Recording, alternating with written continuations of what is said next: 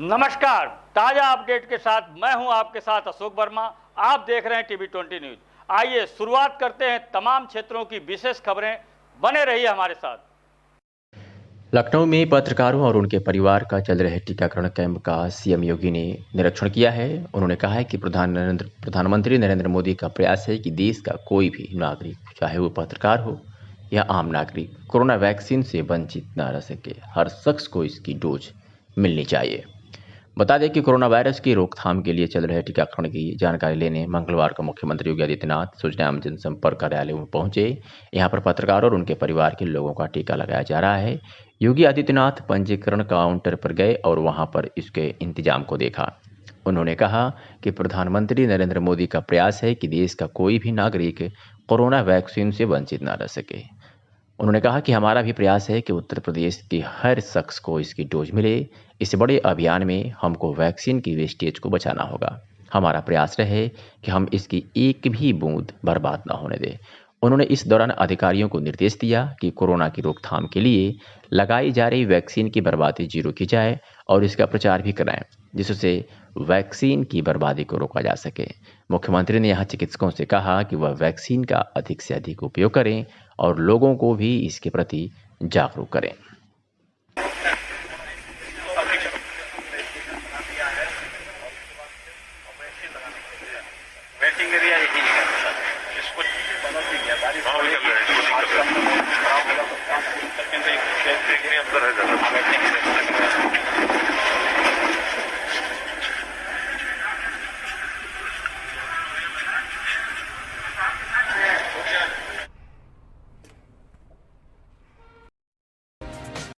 और बलिया से इस वक्त की ये बड़ी खबर, जहां बलिया पुलिस प्रशासन द्वारा गंगा में बह रही लाशों को जलाने के क्रम में जल्दबाजी में टायर और पेट्रोल डालकर शव को जलाने का वीडियो सोशल मीडिया पर वायरल हुआ है। वायरल वीडियो पर संज्ञान लेकर एसपी बलिया ने बड़ी कार्रवाई की है। शव के दाह संस्कार में संवेदनहीनता बरतने को लेकर एसपी ने 5 पुलिसकर्मियों को निलंबित कर दिया है और पूरे मामले की जाँच एडिशनल एसपी को सौंप दी है। फेफना के मालदेपुर घाट का ये मामला है, जहाँ पुलिस प्रशासन द्वारा गंगा में बह रही लाशों को जलाने के क्रम में जल्दीबाजी में टायर और पेट्रोल डालकर शव को जलाने का वीडियो सोशल मीडिया पर वायरल हुआ है। फिलहाल क्या कुछ कहा बलिया एसपी विपिन टांडा ने, सुनाते हैं आपको। कल सोशल मीडिया पर एक वीडियो सामने आया जिसमें कि कुछ पुलिसकर्मी एक लावारिस शव का दाह संस्कार कर रहे थे। इस दौरान उन्होंने संवेदनहीनता बरती, जिसके लिए 5 दोषी आरक्षियों को हमने निलंबित किया है और इस प्रकरण की पूरी जांच एडिशनल एसपी बलिया को दी गई है। मैं 76 साल का हूं। मैंने अपनी जिंदगी में इस मुल्क के ऊपर ऐसी विपदा नहीं देखी कि आदमी से आदमी टूट जाए। बाप बेटे की अर्थी देखे, बेटा बाप को कंधा न दे सके। मैं आपसे यही कहना चाहता हूं, बहुत गलत शब्द का इस्तेमाल किया गया है। मेरा मानना है सोशल डिस्टेंसिंग मेंटेन करो, नहीं, मन की दूरी खत्म करो, तन की दूरी कायम रखो। सोशल डिस्टेंस का मतलब है मन की दूरी। इस कोरोना काल में अगर हम मन की दूरी खत्म कर देंगे तो जिसको कोरोना होगा वो टूट जाएगा, उसको टूटने मत दो। बहुत बड़ा अपराध किया है। इससे बचने का एक उपाय बताता हूं, अपना लेना, कोरोना मर जाएगा। एक ही काम करो, ना तो टीवी पर कोई चैनल देखो और ना अखबार पढ़ो। कोरोना 2 करोड़ लोगों में फैला है। इन माध्यम ने, चाहे वो टीवी का हो चाहे अखबार, 135 करोड़ के दिमाग में यह बीमारी भर दी है। बीमारी शरीर में हो तो इलाज हो सकता है, लेकिन बीमारी दिमाग में घर कर जाए तो भगवान भी उसका इलाज नहीं कर सकता।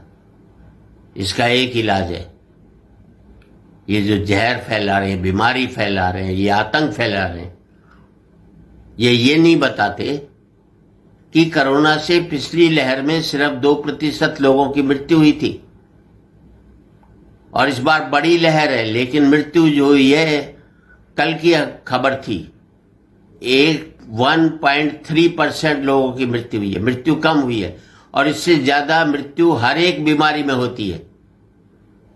लेकिन इन प्रचार माध्यमों, संचार माध्यमों ने इस बीमारी को हर घर में पहुंचा दिया है। अगर बचना चाहते हो तो इस बीमारी से जूझने की जरूरत है, डरने की जरूरत नहीं। कई लोग इस बीमारी के डर की वजह से हॉस्पिटल में भर्ती हुए और डर की वजह से मर गए। अपने अंदर का डर खत्म करो तो आप भी इस कोरोना के ऊपर विजय प्राप्त कर सकोगे। हिम्मत रखो, कोई महामारी नहीं है, एक बीमारी है। और सरकार से भी कहना चाहता हूं, कोरोना एक समस्या है, एकमात्र समस्या नहीं है। इसे एकमात्र समस्या मत बनाओ, वरना और बीमारियों से जो देश जूझ रहा है, बेरोजगारी से, गरीबी से, उससे और टूट जाएगा। आशा है मेरी बात आपको पसंद आई होगी। मैं चाहूंगा कि कल से आप जूझो, टूटो मत, और जिसको भी कोरोना हो उससे मन की दूरी मत रखना, वरना वो और टूट जाएगा। तन की दूरी आपकी सेहत के लिए और सामने वाले की सेहत के लिए बहुत जरूरी है। जय हिंद।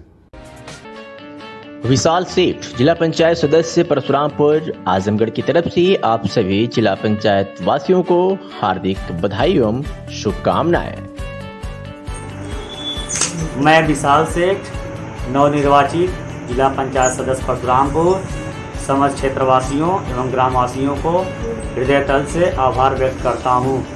मैं उन सभी साथियों, शुभचिंतकों का भी आभार व्यक्त करता हूं, जिन्होंने इस चुनाव में मेरी किसी न किसी रूप से मदद किया। मैं अपनी संपूर्ण क्षमता से क्षेत्र के विकास के लिए कार्य करता रहूँगा और साथ ही साथ सभी के सुख दुख में उनके साथ सवर्त खड़ा रहूँगा।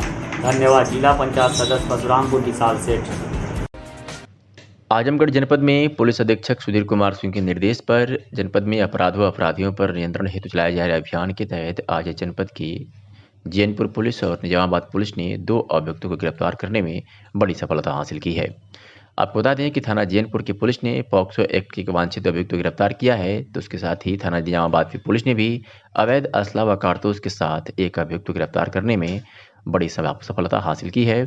तो वही जनपद आजमगढ़ के समस्त थाना द्वारा शांति व्यवस्था हेतु कुल 57 व्यक्तियों के विरुद्ध 151 CRPC की कार्रवाई की गई है। बताते चलें कि ये तमाम कार्रवाइयाँ पुलिस अधीक्षक सुधीर कुमार सिंह के निर्देश पर जैनपुर पुलिस और निजामाबाद पुलिस ने की है। आजमगढ़ में जहरीली शराब से हुई मौत के मामले में अब तक 14 लोग गिरफ्तार हो चुके हैं। एडीजी ने मादहतों को सख्त कार्रवाई का निर्देश दिया है। वाराणसी जोन के अपर पुलिस महानिदेशक ब्रजभूषण शर्मा ने कहा कि पिछले 10 वर्षों में जोन स्तर पर पकड़े गए अवैध शराब माफियाओं का वे फिर से उनकी कुंडली का सत्यापन करा रहे हैं। इससे पता चल जाएगा कि इस अवैध कारोबार में कितने सभी अभी सक्रिय हैं और कितने निष्क्रिय हो चुके हैं। जो भी शराब के अवैध धंधे में लिप्त मिलेगा उसके खिलाफ सख्त कार्रवाई की जाएगी। उन्होंने सोमवार को आजमगढ़ में कानूनी व्यवस्था की समीक्षा करने के बाद पुलिस लाइन सभागार में पत्रकारों से बातचीत के दौरान कही। एडीजी ने कहा कि पूरे वाराणसी जोन में 10 वर्ष में अवैध शराब कारोबारियों की लगभग 27 करोड़ से अधिक की प्रॉपर्टी को प्रशासन ने जब्त किया। वहीं 500 से अधिक शराब की अवैध कारोबारियों के खिलाफ सख्त कार्रवाई की गई, जबकि सैकड़ों की संख्या में शराब माफियाओं की हिस्ट्री सीट खोली गई। आजमगढ़ जिले में जहरीली शराब से हुई लगभग 3 दर्जन से अधिक लोगों की मौत के सवाल पर एडीजी ने इनकार करते हुए कहा कि जहरीली शराब से जिले में अब तक 8 लोगों की मौत हुई है, जबकि अन्य की मौत बीमारी व अन्य वजह से हुई है। उन्होंने ये भी कहा कि समाचार पत्रों में जिन लोगों की मौत होने का जिक्र किया गया है उसकी जांच प्रशासन स्तर पर कराई जा रही है। एडीजी ने कहा कि इस घटना में कौन कौन लोग शामिल हैं, सभी की कुंडली खंगाली जा रही है। अवैध शराब कारोबार में चाहे जो भी शामिल हो उसके खिलाफ पुलिस व प्रशासन के साथ ही आबकारी विभाग की संयुक्त टीमें बनाकर कार्रवाई की जाएगी। इसके साथ ही पुलिस अन्य गोपनीय सूचनाओं के आधार पर भी कार्रवाई करेगी। अब तक जहरीली शराब कांड में जितने भी लोगों की गिरफ्तारी हुई है उनके खिलाफ सख्त कार्रवाई की जाएगी। क्या कुछ कहा मीडिया से हुई बातचीत के दौरान एडीजी जोन वाराणसी ने, आपको सुनवाते हैं। 10 साल का भी रिकॉर्ड यही है कि पुराने समाना माफिया ही इस तरह का काम कराते हैं। पिछले साल हम लोगों ने बहुत बड़ा अभियान चलाया और कम से कम है नहीं करना पड़ेगा मुझे। पूरे जोन में लगभग 500 व्यक्तियों को मैंने बेनेचर में कार्रवाई कराई। उनकी लगभग 27 करोड़ की प्रॉपर्टी मैंने जब्त कराई, सैकड़ों की मिट्टी की खुलवाई है, 50% अच्छी कार्रवाई हुई है। और पिछले 2 साल में पूरे जोन में एक भी ऐसी व्यक्ति नहीं हुई जिसमें शराब का सस्पेक्ट भी रहा। आप अपने जिले में देख लीजिए, आपके जिले में पिछले 2 साल में ऐसी कोई व्यक्ति नहीं शराब हुई है जिसमें शराब पर डाउट भी है। ये हमारे अच्छे टारगेट में है और किसी को भी धंधों में चाहे ये हो, चाहे गोबसी हों, अन्य धंधे हों, कोई भी ऐसा ऑर्गेनाइज क्राइम है तो हमारा टारगेट है उनको लाख के आसपास खाली शीशी पकड़ी गई है। टोटल 1.5 से 2,000 लीटर स्प्रिट पकड़ी गई, जिससे करीब 60-70 हज़ार बोतल बन सकती थी। उसका नौसागर बरामद हुआ है, उसके रैपर्स लाखों की संख्या में बरामद हुए हैं, उसके ढक्कन लाखों की संख्या में बरामद हुए हैं और सारे ब्रांड्स के, यही नहीं देशी इंग्लिश के भी बरामद हुए हैं। और बाकी जो जिससे कैरी करते थे शराब, वो उसकी गाड़ियां बरामद हुई हैं, 2 4 व्हीलर और 4 2 व्हीलर, ये गाड़ियाँ बरामद हुई हैं। और 7 अभियुक्त जेल गए हैं और बाकी अभियुक्तों के खिलाफ कार्रवाई चल रही, दबिश चल रही है। बहुत जल्दी इसमें कार्रवाई की। सर अभी जांच के दायरे में कौन कौन लगभग है? देखिए, जांच के दायरे में कुछ नाम तो उजागर हो चुके हैं, 8 नाम अभी हमने वांटेड किए हैं और बाकी इसके पीछे जो पूरा रैकेट है अभी उसे हम एनालाइज कर रहे हैं, उसे समअप कर रहे हैं, पूरा तार से तार जोड़ रहे हैं और बहुत जल्दी इसमें आगे कार्रवाई की जाएगी और पूरी चीज़ क्लियर होगी। सर पूरे जिले में इस तरह का घटना ना हो दोबारा, इसके लिए सर क्या प्रयास किया जा रहा है? सर ने जैसा बताया कि एक तो सारे गाँव में हमने मुनादी कराई है, सारे गाँव में हमारे बीट कांस्टेबल जा रहे हैं, उन्हें आगाह कर रहे हैं, थाना अध्यक्ष जा रहे हैं, आगाह कर रहे हैं कि कोई अवैध शराब जो इस तरह से लोग बेचते हैं उससे ना लें। जो 69,000 भर्ती के अंतर्गत नियुक्त सैकड़ों शिक्षकों को 7 महीने बाद भी वेतन नहीं मिला है। बिना वेतन उन्हें अपने परिवार का गुजारा करना मुश्किल हो रहा है। कुछ शिक्षक कोविड पॉजिटिव भी हो गए हैं, उनको अपना इलाज कराने में खासी परेशानी हुई। आजमगढ़ में तैनात सैकड़ों शिक्षकों ने इस पर कड़ी नाराजगी जाहिर की है। मंगलवार को दर्जनों शिक्षक बीएससी कार्यालय पर पहुंचकर बीएससी को पत्र देकर जल्द वेतन जारी करवाने की मांग की है। आशुतोष सिंह ने बताया है कि 7 माह से अधिक का समय व्यतीत होने के बाद भी सैकड़ों शिक्षकों को वेतन नहीं मिला है। इसमें सीधी लापरवाही संबंधित विभाग और बाबू की प्रतीत होती है। विभूति नारायण ने कहा कि 7 महीने से वेतन न मिलने पर शिक्षक भुखमरी की कगार पर आ गए हैं। विभाग के आदेश का पालन करते हुए हम लोगों ने सारे कार्य बिना किए, यहाँ तक कि त्रिस्तरीय पंचायत चुनाव में भी हम लोगों ने बखूबी अपनी जिम्मेदारियों का निर्वहन किया। आजमगढ़ में कितना शिक्षकों की जान कोविड-19 जैसी गंभीर बीमारी से चली गई। अगर वेतन हम लोगों का जल्द नहीं जारी किया गया तो हम लोगों को भूखे रहना पड़ेगा। ज्ञापन देने वालों में प्रमुख रूप से आशुतोष सिंह, विजेंद्र सिंह, बजरंगी प्रसाद, चंद्रपाल यादव, सुनील कुमार सहित दर्जनों शिक्षक और शिक्षिका उपस्थित थे। सुनवाते हैं कि क्या कुछ कहा शिक्षकों ने मीडिया से हुई बातचीत के दौरान। क्या नाम है आपका? आशुतोष सिंह। कहाँ के रहने वाले आपका? यहीं आजमगढ़ सतुद्दीनपुर से। आज आप लोग आए हैं ज्ञापन देने के लिए, क्या मामला है, पूरा क्या मांग है? जी देखिए, हम लोग 69,000 शिक्षक भर्ती के थ्रू 19 अक्टूबर को हम लोगों को नियुक्ति मिली और आज 18 मई को हम लोगों को 7 महीने पूरे हो गए हैं। इन 7 महीनों में बीएसए साहब के निर्देशानुसार उन्होंने जहां भी हम लोगों को कार्य करने के लिए भेजा, चाहे वो कोरोना महामारी में चुनाव ड्यूटी हो, चाहे वो मतगणना ड्यूटी हो, चाहे वो कोविड हेल्पलाइन में लग रही हो, चाहे वो राजकीय इंटर कॉलेज में लग रही हो, हम लोग हर जगह निष्ठापूर्वक, ईमानदारी पूर्वक अपने ड्यूटी का निर्वहन कर रहे हैं। उसके बाद भी आज 7 महीने के बाद हम लोगों का वेतन 1 भी रुपया नहीं मिला है।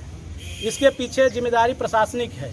प्रशासन को चाहिए था कि अब तक 7 महीने में हम लोगों का डॉक्यूमेंट वेरिफिकेशन हो जाए और ये उनकी जिम्मेदारी थी। लेकिन कोरोना के चलते हर यूनिवर्सिटी बंद पड़ी हुई है और हर जहाँ भी डॉक्यूमेंट वेरिफिकेशन के लिए आप जाइए, उनका एक ही जवाब है कि जब तक कोरोना ख़त्म नहीं होगा हमारे यहाँ से वेरिफिकेशन नहीं होगा। कई यूनिवर्सिटियाँ अनिश्चितकालीन बंद हैं, वहाँ पे कोई कार्य नहीं हो रहा है। ऐसे में कई जिलों के बेसिक शिक्षा। क्या नाम है? सुनील कुमार। कहाँ के रहने वाले हैं? आजमगढ़ का मैं निवासी हूँ और 69,000 भर्ती में अक्टूबर में मेरी नियुक्ति अजमतगढ़ ब्लॉक में हुई है। क्या मांग है आपकी? मेरी मांग यही है कि अभी तक हम लोग को कोई वेतन प्राप्त नहीं हुआ है। 7 महीना बीत चुका है और हम सभी शिक्षक साथी आर्थिक तंगी से गुजर रहे हैं। सभी विभागों में उत्तर प्रदेश के वेतन जारी कर दिया जाता है, कोई भी नया कर्मचारी उसको महीने या उसके दूसरे महीने में वेतन जारी कर दिया जाता है। ये वेरिफिकेशन कराना कॉन्फिडेंशियल कार्य है और 7 महीना बीत गया, ये विभाग की योग्यता है कि उसने वेरिफिकेशन अभी तक नहीं पूरा कराया है। अभी डिप्टी सीएम दिनेश शर्मा जी ने 13 तारीख को आदेश दिया कि सभी माध्यमिक शिक्षा में जो भी नए टीचर नियुक्त हुए हैं उनका वेतन जारी कर दिया जाए मात्र शपथ पत्र के आधार पर। तो हमारी भी मांग बीएसए महोदय से भी है, बेसिक शिक्षा मंत्री जी से भी है कि शपथ पत्र लेके हमारे वेतन। क्या आप लोग भूखमरी कगार पे आ गए हैं? जी, आप लोग भूखमरी कगार पे आ गए हैं? बिल्कुल, हम लोग भूखमरी कगार पर आ गए हैं। अगर वेतन नहीं दिया जाता इस महीने में तो क्या आगे की रणनीति आप बनाए हैं? हम लोग जो है कि अपने अधिकारों के लिए जो भी मंच अधिकारी हैं, उच्च अधिकारी हैं, सरकार है, सबसे अपनी बात रखें। क्या केवल बेसिक विभाग में ऐसा मामला कि अन्य विभागों में भी? अन्य विभागों में मामला नहीं है। अन्य विभागों में जब जिस महीने नियुक्ति होती है उसी महीने से उनका वेतन मिलना शुरू हो जाता है। तो सरकार की ये दोहरी नीति क्यों है? क्या अभी हमें इस चीज़ का संज्ञान नहीं है कि क्या कोई लिखित आदेश है सरकार का कि जब तक संपूर्ण वेरिफिकेशन ना हो जाए तब तक वेतन ना दिया जाए? किस मामले में सर आज क्या? मैं जयप्रकाश सिंह, पलनी बीईओ और बीएस साहब की वहाँ पे जीआईसी में जाने के कारण इनसे मुलाकात नहीं हो पाई है, इसलिए मैं यहाँ पे आया हूँ। और हमारे शिक्षक बंधुओं की सभी की शिकायत है और निवेदन भी है कि इनका वेतन अभी 7 महीने से नहीं हो पाया वेरिफिकेशन की वजह से। तो उसमें प्रत्यावेदन दिया गया है और इस प्रत्यावेदन को हम बीएसए साहब को दे देंगे और उनसे जो भी पॉसिबिलिटी होगी, जितनी भी हेल्प होगी और जल्द से जल्द इनका वेतन के लिए बात की जाए। विशाल सेठ, जिला पंचायत सदस्य परशुरामपुर, आजमगढ़ की तरफ से आप सभी जिला पंचायत वासियों को हार्दिक बधाई एवं शुभकामनाएं। मैं विशाल सेठ, नवनिर्वाचित जिला पंचायत सदस्य परशुरामपुर, समस्त क्षेत्रवासियों एवं ग्रामवासियों को हृदय तल से आभार व्यक्त करता हूँ। मैं उन सभी साथियों, शुभचिंतकों का भी आभार व्यक्त करता हूँ जिन्होंने इस चुनाव में मेरी किसी न किसी रूप से मदद किया।